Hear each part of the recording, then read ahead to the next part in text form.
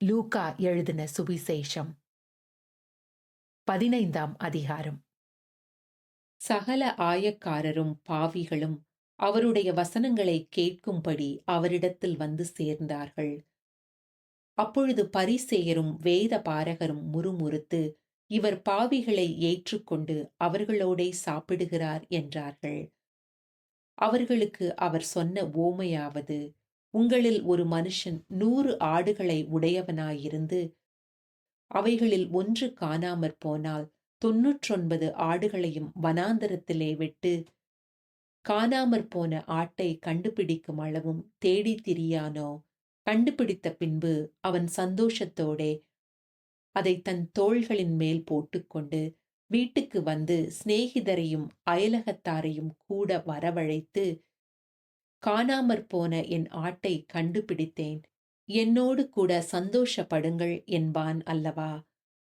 அதுபோல மனம் திரும்ப அவசியமில்லாத 99 நீதிமான்களை குறித்து சந்தோஷம் உண்டாகிறதை பார்க்கிலும் மனம் திரும்புகிற ஒரு பாவியின் நிமித்தம் பரலோகத்தில் மிகுந்த சந்தோஷம் உண்டாயிருக்கும் என்று உங்களுக்கு சொல்லுகிறேன். அன்றியும் ஒரு ஸ்திரீ 10 வெள்ளிக் காசை உடையவளாயிருந்து அதில் ஒரு வெள்ளிக்காசு காணாமற் போனால் விளக்கை கொளுத்தி வீட்டை பெருக்கி அதை கண்டுபிடிக்கிற வரைக்கும் ஜாக்கிரதையாய் தேடாமல் இருப்பாளோ? கண்டுபிடித்த பின்பு தன் சிநேகிதிகளையும் அயல் வீட்டுக்காரிகளையும் கூட வரவழைத்து, காணாமற் போன வெள்ளிக்காசை கண்டுபிடித்தேன், என்னோடு கூட சந்தோஷப்படுங்கள் என்பாள் அல்லவா? அதுபோல மனம் திரும்புகிற ஒரே பாவியின் நிமித்தம் தேவனுடைய தூதருக்கு முன்பாக சந்தோஷம் உண்டாயிருக்கிறது என்று உங்களுக்கு சொல்லுகிறேன் என்றார்.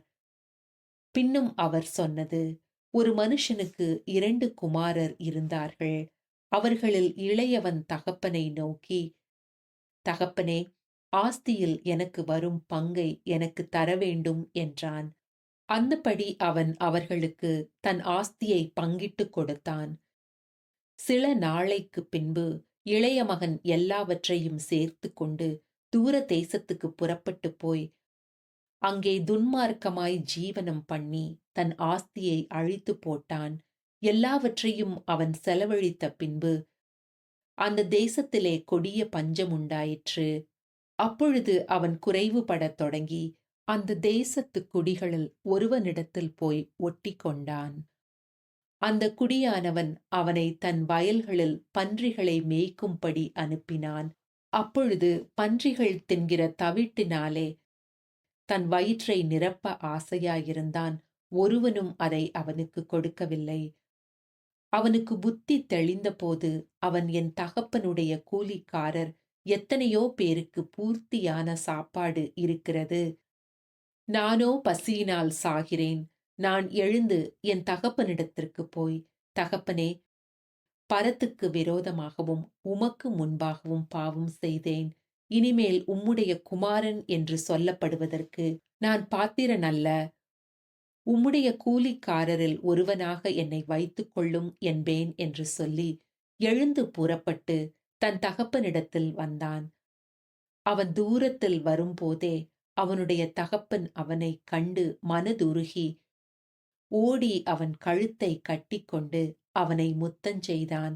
குமாரன் தகப்பனை நோக்கி, தகப்பனே, பரத்துக்கு விரோதமாகவும் உமக்கு முன்பாகவும் பாவம் செய்தேன்.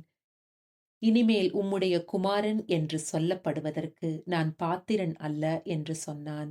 அப்பொழுது தகப்பன் தன் ஊழியக்காரரை நோக்கி, நீங்கள் உயர்ந்த வஸ்திரத்தை கொண்டு வந்து இவனுக்கு உடுத்தி, இவன் கைக்கு மோதிரத்தையும் கால்களுக்கு பாதரட்சைகளையும் போடுங்கள். கொழுத்த கன்றை கொண்டு வந்து அடியுங்கள்.